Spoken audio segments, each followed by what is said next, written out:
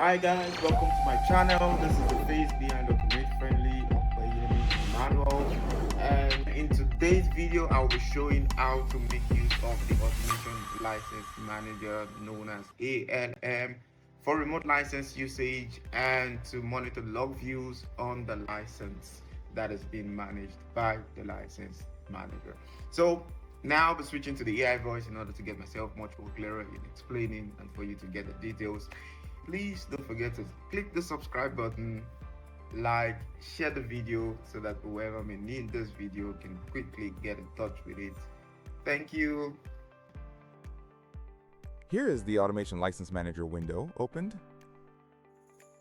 Here by the left is the navigation window, which shows this local computer, and in the local drive you have the list of the licenses like this. Let's assume I want to allow this computer to share its licenses to other remote computers, or I may call clients. To do so, I will head to File menu, select Settings, and be in General Options. Here, you can define how a license can be accessed by a remote computer. Right now, the options are ticked. The first ticked option indicates that I have a license or a set of licenses and I don't want a remote user to use it. This therefore means a remote computer that needs a license cannot make use of the license in this computer. The second ticked option indicates that I have a license or a set of licenses and I don't want a remote computer to be able to transfer any of my license to their computer.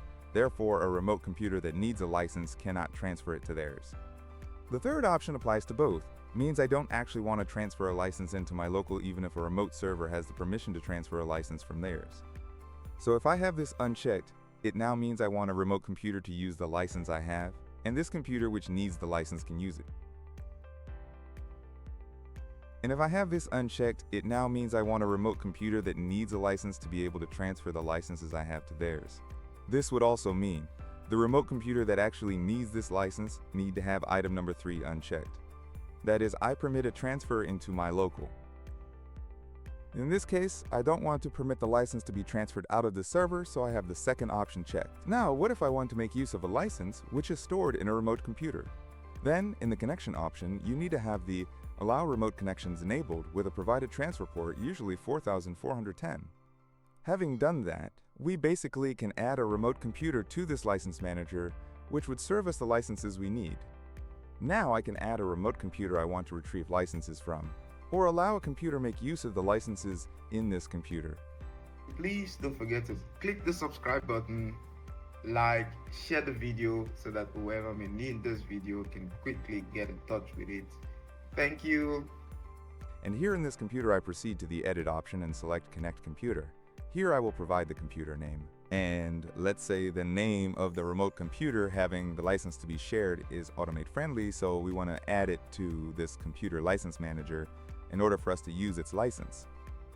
And the display name gets filled in automatically. In addition, I will check these two options. The first is to ensure the remote computer to which you want to retrieve the license from is displayed in the navigation window, as we will see when we make a connection.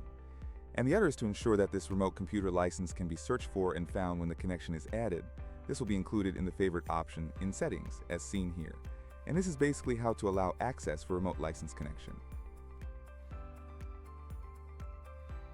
As we see, here is a license manager, which has this remote computer added to its list in order to use licenses in this computer. Note that this computer may not be the only computer which has added this remote computer for licenses. By this arrow, you can identify that this license is currently in use, and if you want to delete a remotely connected computer, you right-click and select Delete.